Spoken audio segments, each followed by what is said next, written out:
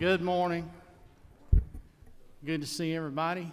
Hopefully everybody made it here safely today. I know it is another nasty rainy morning outside, but hopefully everybody got here safe and sound.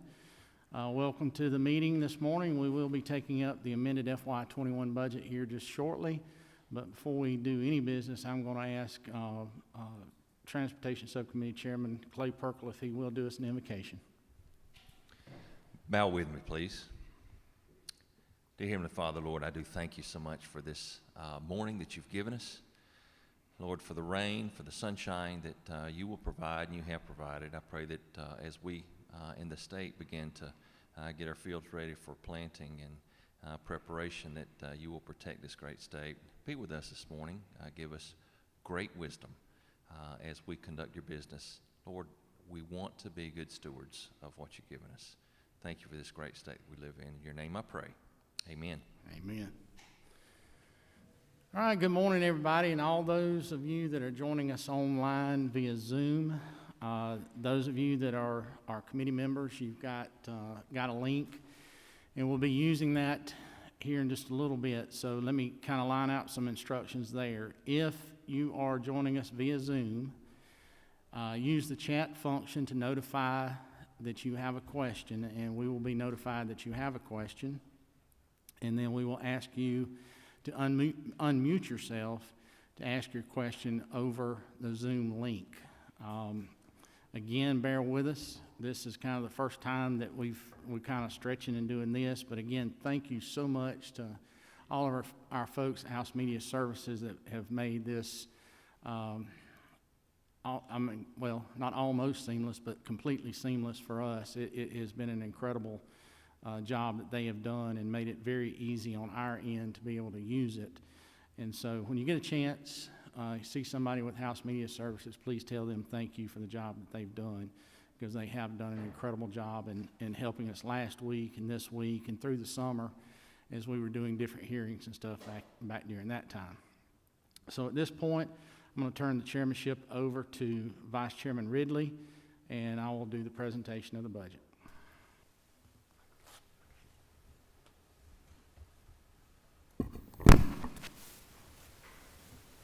Good morning.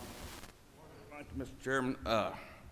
So at this time, the chair will recognize Chairman England to make a presentation. All right, thank you, Mr. Chairman. Miss Martha, would you please stand up? Please stand up, Martha. Y'all have heard me talk about that we have greatness all around us. And for the last 10 years, Martha Wigdon has served as the director of the House Budget and Research Office. I've been chairman now 11 years, so I've had the pleasure of working with Martha in that role for 10 plus years before that as she was deputy director. State of Georgia has recognized her now for 30 years of service to our great state. Martha started when she was 6 years old.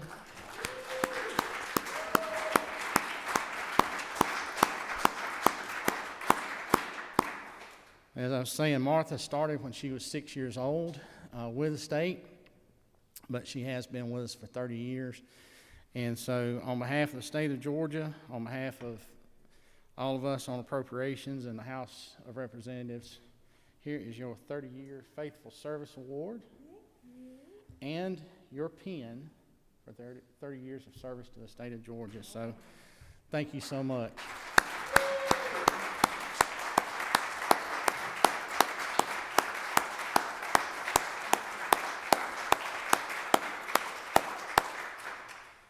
Y'all occasionally hear me refer to her as Sis. We work together so much. We talk almost constantly throughout the year. She cares for my folks, I care for her folks. So she is like family to me and Cindy, and so are the rest of the gang over at House Budget and Research. But Martha certainly holds a special place in my heart and always will. Thank you. Well, ladies and gentlemen, in front of you, you've got the tracking document, and we'll walk through that. I do want to start off with a few thank yous this morning because the presentation will be fairly short. Our team at the House Budget and Research Office have done an incredible job. Most of them worked through the weekend, proofing, double checking.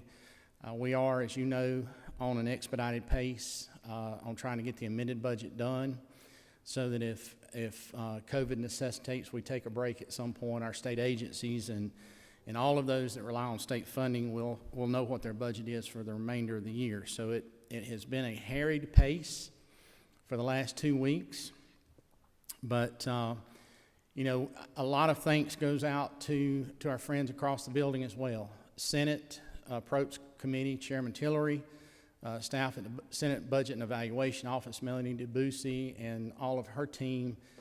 We have all been working very closely together with them, with the governor's folks, and with OPB since back in the fall as we were trying to figure out what the economy was going to do or is doing and kind of figuring out what revenues the state would have and what holes that we could go back in from the budget we passed in June that we could potentially fill. So I appreciate all of that work and that relationship there with those individuals. And then last but not least, certainly our subcommittee chairs and our committee members, you, our members. Thank you so much for the Zoom calls that y'all have done and participating virtually. We have had incredible attendance online and in person.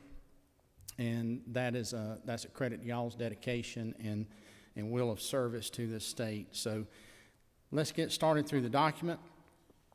Flip over to Section 2, House of Representatives.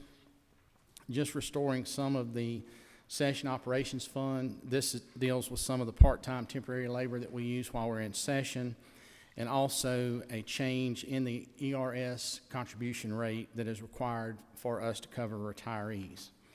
Moving on to the Joint Offices of General Assembly, you'll see at 3.1.1, just an adjustment there, funds that were not needed at this point in that particular line item. 3.1.2, last year we had put in a state portion to host the National Black Caucus of State Legislators in Georgia. That money rolled back in because that conference was canceled last year, but they're back on for this year, so we want to do our part there. Office of Legislative Counsel, you'll see a slight add there. Again, that deals with the employee retirement system piece there.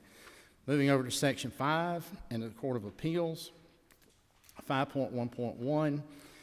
Currently, one of the members of the court is temporarily out, and so they're having to bring in a judge to fill that slot. And so we've got to make sure that we're providing funds there for that.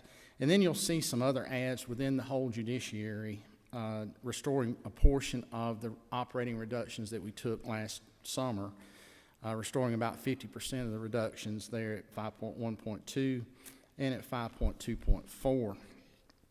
Over under Judicial Council, 6.4.1, an upgrade of one of their software systems, and that's a quarter of the year funding for that. We will annualize that then in the big budget when we get to it. Again, a restoration at 6.5.1. Moving over to Prosecuting Attorney, Section 8. A slight adjustment there for the legal representation for district attorneys, just truing that number up to what the actuals are going to be there. And then it's 8.2.3, a partial restoration of some of the cuts we took in the summer. And again, when you get Superior Courts, you're going to see that at 9.11, 9.21, and then at 9.34. Moving over to Supreme Court, you'll see at 10.1.2 a reduction there. Those are some savings that could be realized, but also at 10.1.3 a partial restoration there as well. State Accounting Office, no changes.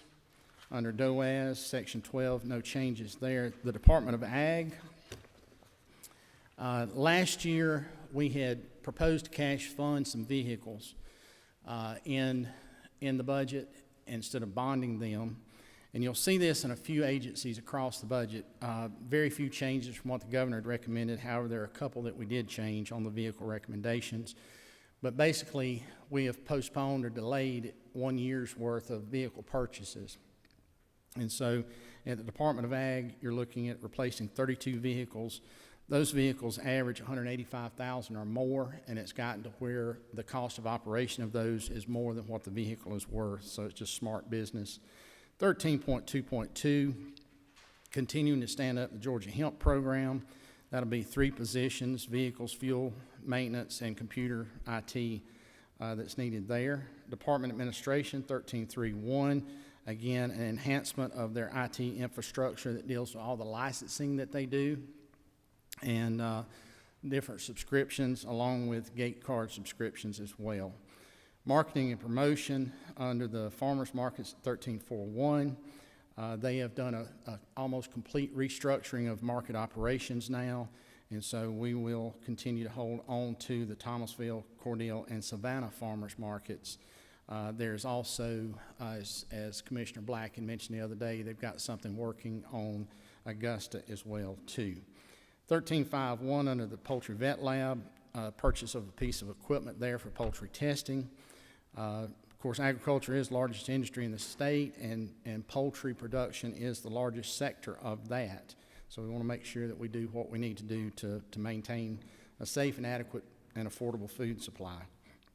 Under Soil and Water Conservation Commission at 13.7.1, just an adjustment there for a change start date.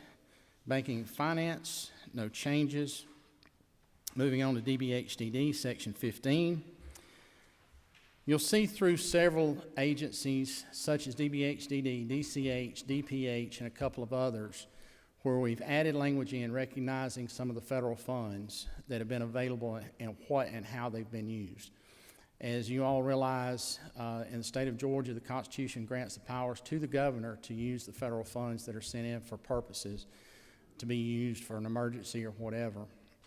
So we don't actually appropriate those dollars, but we can memorialize them within the document. And so there's been a good bit of talk about DPH, for instance, not seeing a whole lot of new money within the state's budget. However, it has to be remembered that they have gotten a tremendous amount of money in federal dollars that don't get recognized through the document, that have been doing most everything that they need to do for the pandemic response.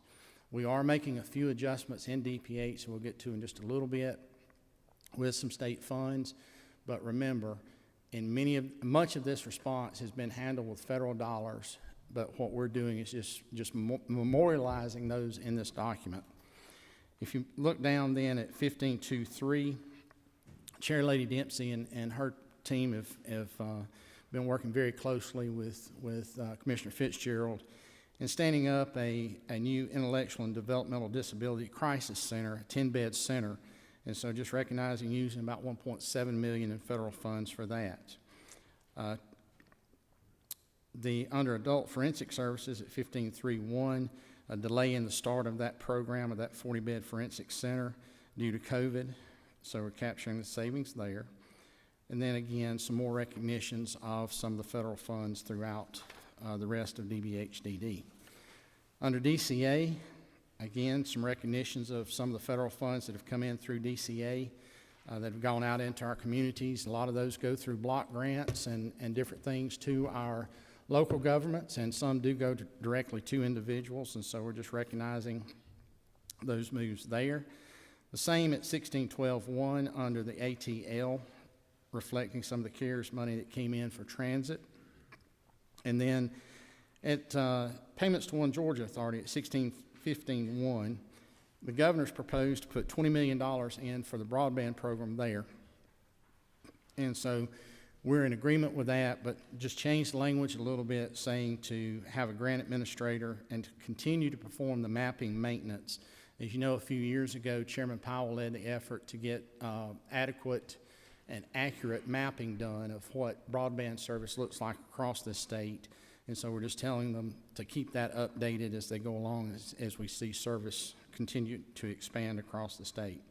Under DCH, Section 17, 17.5.3, under Healthcare Facility Regulation, adding some more of the inspectors there as $478,303 to to help with hiring, retention, and a contracting strategy to make sure those nursing home inspections are carried out in a timely manner.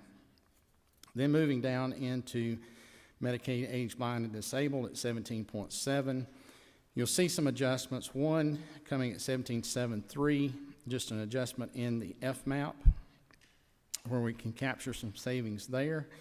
And then at 17.79 and 17.710, the add of about $19 million in state funds that pulls down a considerable sum of federal dollars as well to give a temporary rate bump to the nursing home facilities that have suffered with staff shortages, with retention, with increased expenses for COVID response, so many things that have been going on there. Plus, on the flip side of that coin, when our hospitals quit doing a lot of the elective surgeries, those patients typically transfer to nursing homes for rehab, a lot of our facilities, and so that business has disappeared on them as well right now. So again, doing what we need to do to take care of the most fragile among us.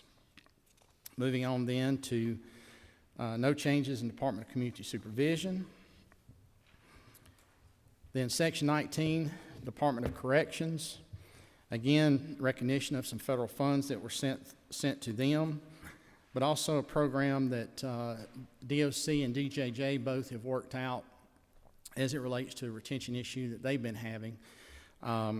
They have way more positions than they can ever get filled right now. So what we're telling them is to use existing funds to go in and do a 10% pay increase for those correctional officers to help with retention, but also to help with a lot of the outage issues that they're having. People just calling in saying, I'm not coming in, but you want to encourage folks to come to work, and that's what we're working on there. If we ever get to the point that we'll have a discussion at some point down the road if they get all their positions filled about adding some positions back, but for right now, the idea is to hang on to the folks they've got. Then you'll see under health, again, recognition of some of the federal funds coming in there and a couple of other places through the document there. Department of Defense, no changes. Driver services, you'll see there under 21.1.1, 25 new vehicles for those folks. Some of these are heavy, medium-duty trucks, I guess is what you call them, one-ton trucks, is what we call them on the farm, that pull some of the equipment that they have to go around from one testing site to the other.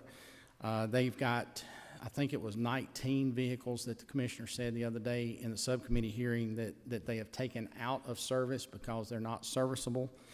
So we're trying to get them caught back up just a little bit on what they're needing there. And you'll see that it's switched from license issuance up to the Department of Admin.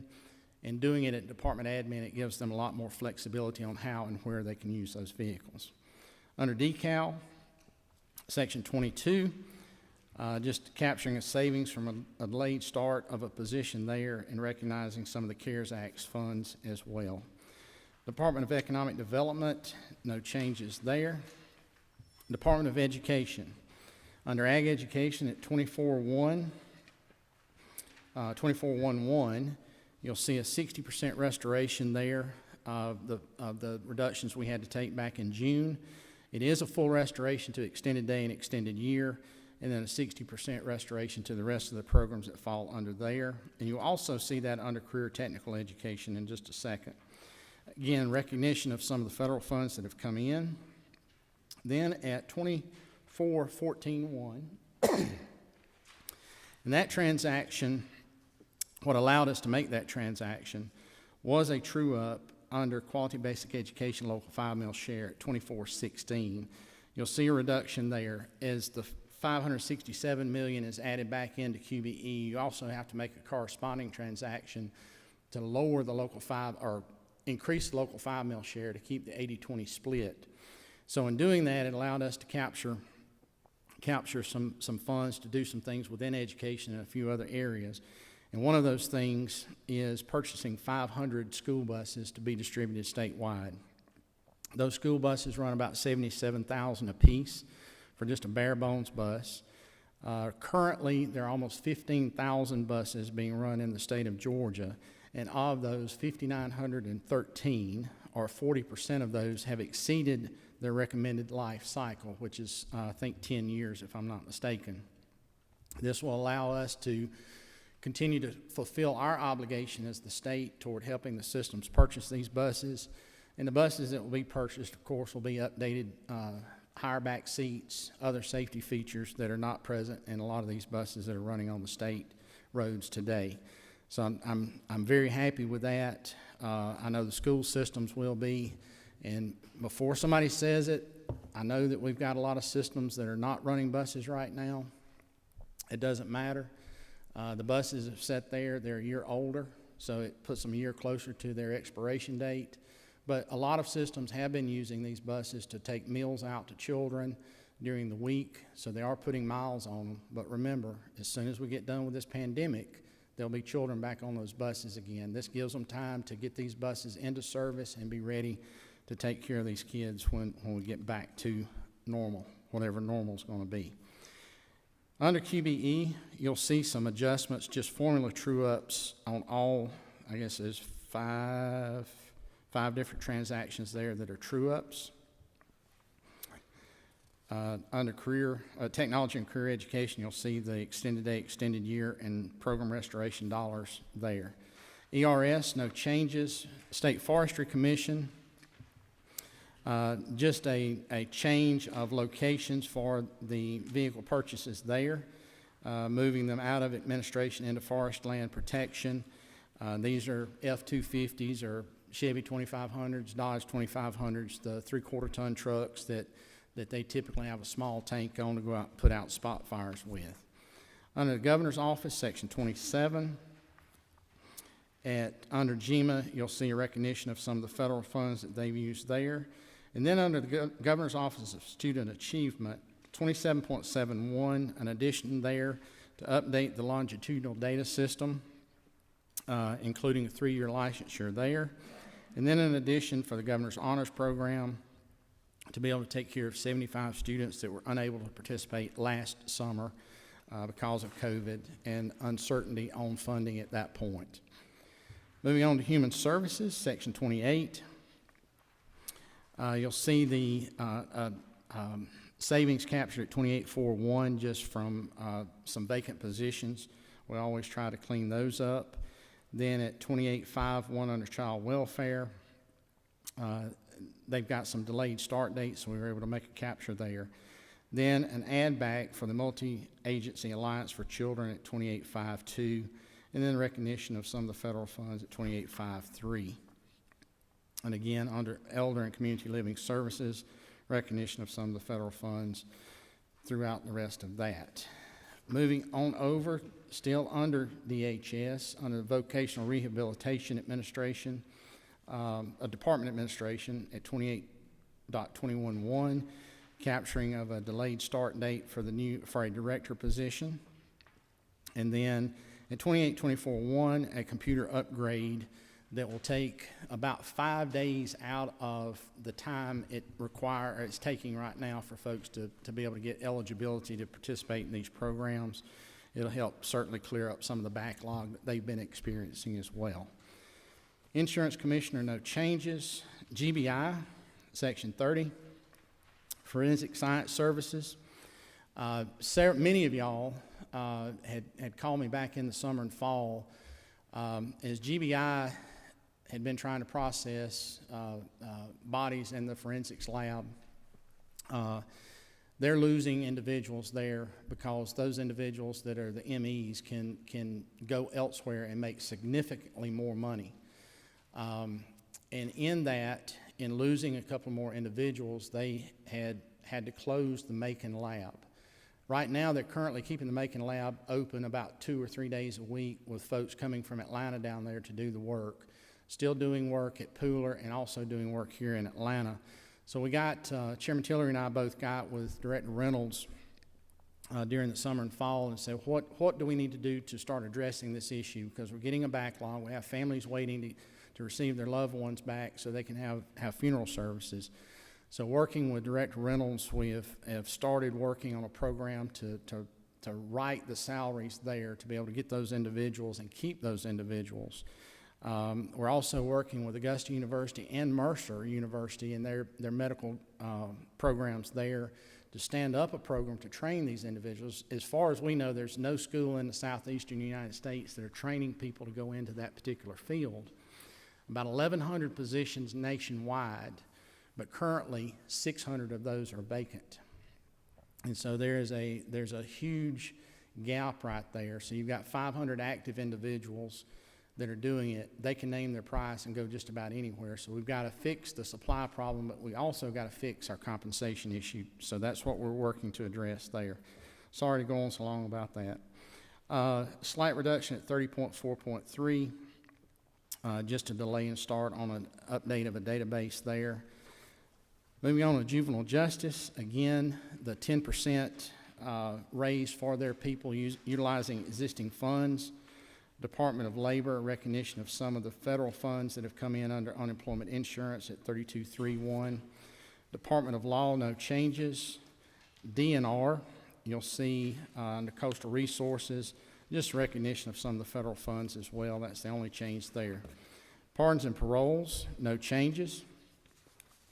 State properties, no changes. Public Defender Council, one small adjustment, some of the restoration that I mentioned earlier, 50% restoration of some of the funds that we cut back in June. Public health. So, as I mentioned earlier, there's been a lot of talk.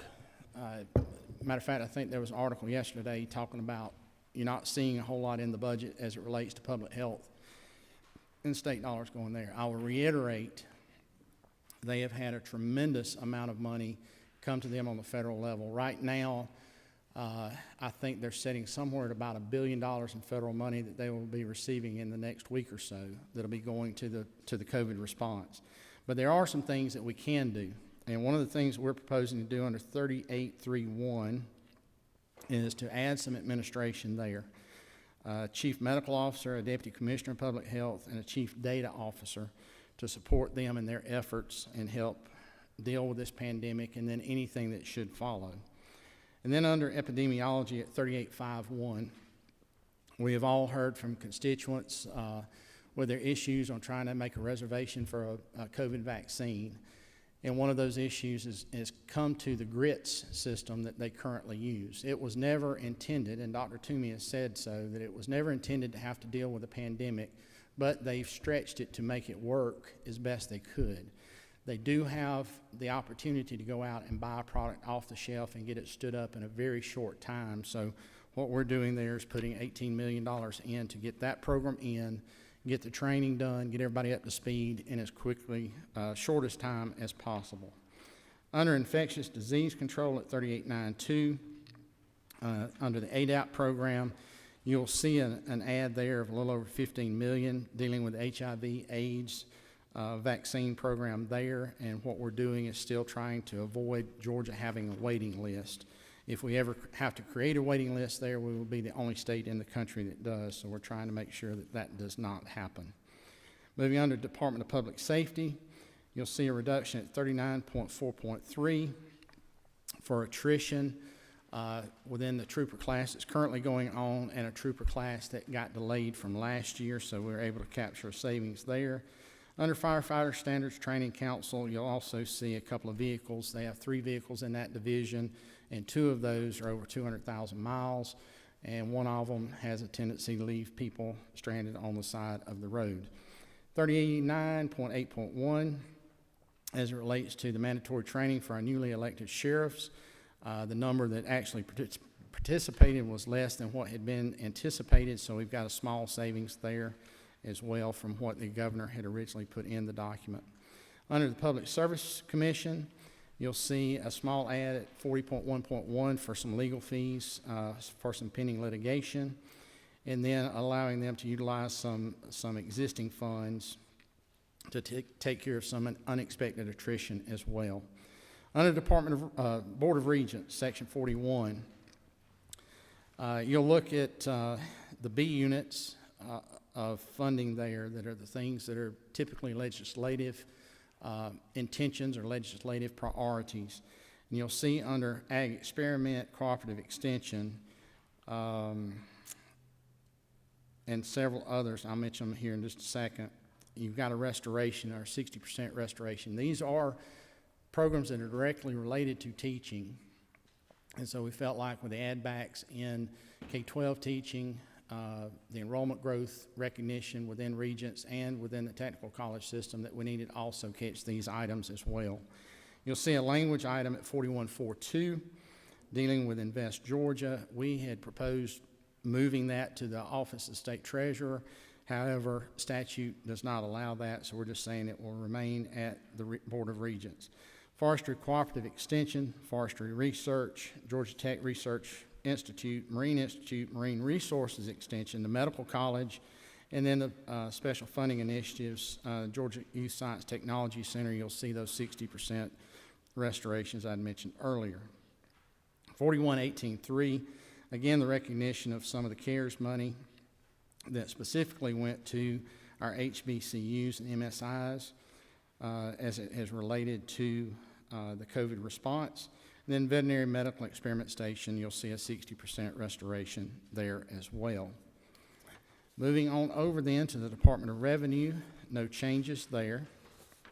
Secretary of State, again, a recognition of some of the federal funds that have come in there.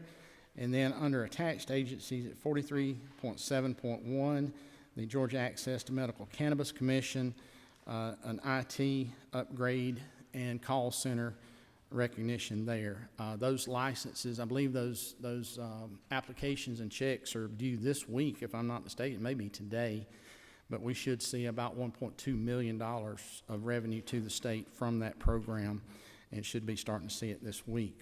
Under student finance, under the engineering scholarship, just a true up to meet the projected demand there. That 192,500 add covers 55 additional students at $3,500 each there. Moving on to TRS, no changes. Technical college system, again, some recognition of the CARES money, but also at 46.6.1, you'll see the governor had recommended, and we agree, of a $3.5 million add to reflect an increase in credit hours and a slight decrease in square footage of their facilities. Under the Department of Transportation, our newly minted Transportation Subcommittee Chairman felt like he needed to make his mark somehow, and he has. In the testimony they had heard from DOT, DOT had expressed some concern about having enough personnel in administration to take care of a lot of the federal grants that we're getting and properly manage them. So some of those grants are particularly getting into jeopardy because we're not managing them the way that we need to, or fully. So you'll see some adjustments there under capital maintenance projects, a reduction there, but you'll see the add back under construction admin, department administration, and then also over under the State Road and Tollway Authority at 4713.1, an increase for debt service where they had sold some Garvey bonds, about $600 million in Garvey bonds back in December at record low rates for the 400-285 corridor construction that they're doing up there. Department of Veterans Services, no changes. Workers' Comp, no changes, and then no changes in the amended on the bond package. Mr. Chairman, that's what I've got, and I'll be glad to answer any questions if we have some. All right, Mr. Chairman, thank you for that excellent presentation. At this time, we'll take any questions. Be glad to.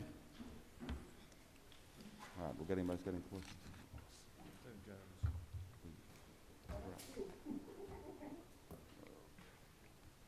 Representative 261.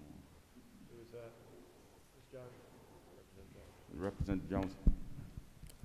Yes, I have a question about pupil transportation, 24.14.1, to provide funds for 500 school buses statewide.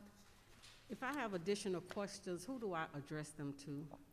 You can ask me, Sarah Ario in our office, and Christine Murdoch are the two that have been working on that. Okay, thank you. And it is going to be done on the DOE distribution system of how they have them set up to parcel out to the systems, but they can tell you Okay, if you got any, specific questions. yes, thank you. Okay, is there any Arroyo. more I said it questions? wrong. I'm sorry. I said Sarah's last name wrong. I finally got it right, so I'm sorry about that. Is there any more questions here? If not, we'll take some online.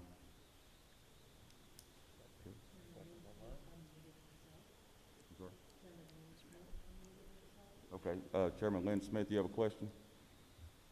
No, just waiting to vote. I am too.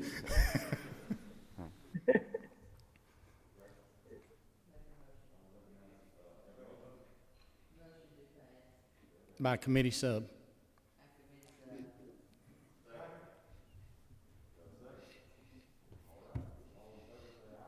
Aye. Aye. Aye. Aye. Aye. Aye. Aye. Aye. Aye. Aye. By that, then I think this passes. Chairman England? Aye. You might want to ask for any opposed online. What, is there anyone opposed online? I hear none. By not hearing any, then I say that passes. All right, ladies and gentlemen, thank you so much. We'll be in rules here in a little bit and should see this on the floor tomorrow. Nothing else, we are adjourned.